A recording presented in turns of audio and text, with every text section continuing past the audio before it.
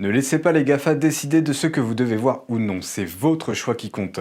Si vous voulez recevoir des actualités fiables et non censurées, abonnez-vous dès maintenant à notre newsletter sur le site internet de NTD français. De cette façon, peu importe ce qui se passe, vous aurez toujours accès à nos contenus. Vous pouvez aussi regarder nos vidéos directement sur ntdtv.fr. Pékin répond à Washington qui s'efforce de réduire sa dépendance vis-à-vis de la Chine. C'est après que le président Biden a émis de nouveaux décrets pour sécuriser les chaînes d'approvisionnement. Nous nous plongeons dans la politique de Biden sur la Chine durant son premier mois de mandat. Des questions se posent sur l'approvisionnement alimentaire de la Chine, même si Pékin affirme qu'il est plus que suffisant. Cela fait suite aux importations de céréales records de 2020. Et une tragédie en Indonésie. Une infirmière est morte à l'hôpital quelques jours seulement après avoir reçu la première partie d'un vaccin fabriqué en Chine contre le virus. Bienvenue dans Regard sur la Chine, je suis Vladian Huitens. Pékin juge irréaliste la décision du président Biden de poursuivre le découplage. Biden a récemment signé un décret visant à être moins dépendant de la Chine. Pékin a riposté aux efforts de Washington pour réduire sa dépendance à la Chine, qualifiant ces mesures d'irréalistes. Cela fait suite au décret du président Biden de mercredi dernier qui ne mentionne pas directement la Chine. Il vise à déplacer les chaînes d'approvisionnement de produits essentiels comme les minéraux de terres rares et les produits pharmaceutiques hors de Chine. We shouldn't have to rely on a foreign country, especially one that doesn't share our interests or our values, in order to protect and provide our people during a national emergency. À l'heure actuelle, les États-Unis comptent sur la Chine pour plusieurs de ces produits essentiels. Sans eux, la production dans un certain nombre de secteurs pourrait s'arrêter. Prenons par exemple les minéraux de terres rares. Ces métaux sont utilisés pour construire des choses comme les ordinateurs des avions de chasse et les téléphones portables. Et actuellement, 80% des terres rares américaines proviennent de Chine. Pékin envisagerait de limiter ses exportations de terres rares vers les États-Unis, ce qui porterait un coup sérieux aux industries américaines. L'Amérique dépend également de la Chine pour près de 90% de certains produits médicaux. Le décret de Biden vise à combler ces écarts. Il prévoit d'entamer un examen de 100 jours sur 4 produits essentiels: les semi-conducteurs, les produits pharmaceutiques, les minéraux de terres rares et les batteries de grande capacité. Le décret demande également aux agences fédérales d'entamer un examen d'1 an sur 6 secteurs clés. Cela inclut des domaines comme la défense, la santé publique et les technologies de communication.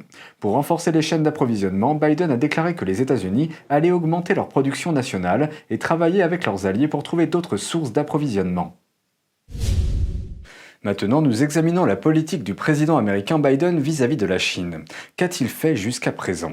L'équipe de Biden a déclaré à plusieurs reprises qu'elle ne voulait pas se presser en ce qui concerne la Chine. But we are not in a rush. Certains experts estiment qu'il peut s'écouler jusqu'à 8 mois avant que l'administration ne finalise ses politiques. Mais certaines actions importantes menées jusqu'à présent peuvent donner une idée des orientations futures. L'ambassadrice de Taïwan aux États-Unis a été invitée à l'inauguration de Biden. C'est la première fois que Taïwan est officiellement représentée lors d'un serment présidentiel depuis que les États-Unis ont établi des relations avec la Chine communiste et ont coupé les liens avec Taïwan. L'administration a également intensifié ses activités dans la mer de Chine méridionale afin de contrer les ambitions de Pékin dans la région et de soutenir Taïwan. Et mercredi dernier, Biden a signé un décret. La Maison-Blanche a déclaré que ce décret ne vise aucun pays en particulier et qu'il examinera les vulnérabilités de la chaîne d'approvisionnement. Mais les prochaines étapes pourraient inclure la réduction de la dépendance à la Chine pour les produits de première importance. Les bases de certaines de ces mesures avaient déjà été posées par l'administration Trump. En ce qui concerne les droits de l'homme, le département d'État a réaffirmé que la répression du PCC contre la population ouïghour est un génocide. Biden a également promis qu'il y aurait des répercussions pour le régime chinois. Mais il n'a pas encore pris de mesures spécifiques ni proposé de plan concret. Il dit qu'il se concentrera d'abord sur les questions intérieures. Biden a signé 15 décrets quelques heures après l'inauguration. Ces décrets ont inversé certaines des politiques clés de Trump, mais aucun d'entre eux ne concerne la Chine. Cependant, pendant ces quelques heures, 3 géants chinois des télécommunications ont demandé à la bourse de New York de repenser leur projet de retrait de la cote. Les 3 compagnies ont été visées par un décret de Trump.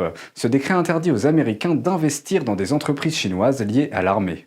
Selon cette interdiction, les investisseurs américains devaient cesser d'acheter des titres liés à ces entreprises à partir du 11 janvier, mais une semaine après l'inauguration, l'administration Biden a déclaré qu'elle allait prolonger le délai. Les Américains peuvent encore investir dans ces sociétés jusqu'en mai de cette année. À peu près au même moment, Biden a retiré une règle de l'ère de Trump qui obligeait les écoles américaines à déclarer leurs relations avec les instituts Confucius financés par Pékin. Il s'agit de cours de langue parrainés par le régime chinois. Ils ont été accusés de diffuser une propagande pro-PCC sur les campus partout où ils sont établis dans le monde. De plus, Biden a également soutenu les efforts de Trump pour interdire les applications chinoises comme WeChat et TikTok. Trump a accusé les deux applications chinoises de collecter les données des Américains. Ces données risquent de se retrouver dans les mains du PCC, ce qui soulève des questions de sécurité nationale. Dans le domaine des technologies, des sénateurs républicains ont également réagi face à la confirmation du choix de Biden comme secrétaire au commerce au début du mois. Ceci parce qu'elle a refusé de dire si elle maintiendrait ou non le géant chinois des télécommunications lié à l'armée Huawei sur une liste noire du commerce américain. Biden doit également décider de maintenir ou non les nombreux décrets de Trump qui n'ont pas encore été mis en œuvre. Il s'agit notamment de l'interdiction potentielle d'investir dans le géant chinois du paiement numérique Alipay et dans des entreprises technologiques comme Tencent, TikTok et WeChat. Et de sanctionner les entités financières impliquées dans la répression du PCC contre Hong Kong, entre autres. L'importation de céréales par la Chine a battu des records en 2020. Cela va à l'encontre de l'affirmation de Pékin selon laquelle il n'y a pas de pénurie alimentaire en Chine. Les données publiées par les douanes chinoises montrent que l'année dernière, le pays a importé des millions de tonnes de céréales. C'est la première fois que les importations de céréales dépassent 140 millions de tonnes. C'est également une augmentation de près de 30% par rapport à l'année précédente. Les importations de produits de base ont plus que doublé. Ce chiffre remet en question l'un des récits de Pékin sur l'alimentation. Malgré les graves inondations et autres catastrophes naturelles survenues en Chine l'année dernière, le régime communiste a affirmé que la production de céréales avait atteint des sommets en 2020. Mais les agriculteurs de toute la Chine ont signalé des mauvaises récoltes et des niveaux de récolte très réduits. La pénurie alimentaire en Chine semble s'aggraver ces dernières années. En 2014, la Chine est devenue le premier importateur mondial de denrées alimentaires. Depuis 2015, la Chine a importé plus de 100 millions de tonnes de céréales chaque année. Les chiffres officiels de Pékin ont toujours été remis en question.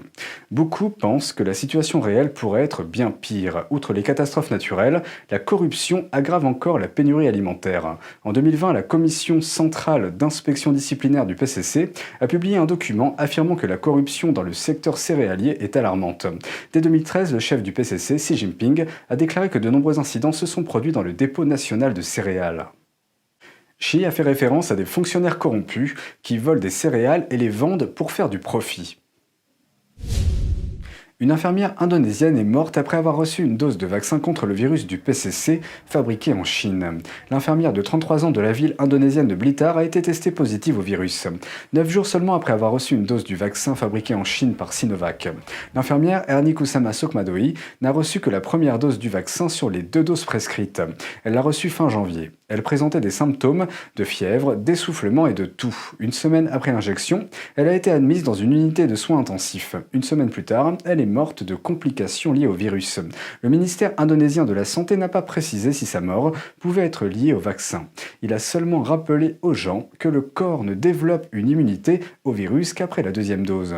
Des inquiétudes quant à la sécurité du vaccin ont été soulevées en Chine depuis une décennie. Les scandales liés au vaccin de mauvaise qualité dans ce pays ont dans certains cas provoqué de graves effets secondaires, des handicaps et même la mort.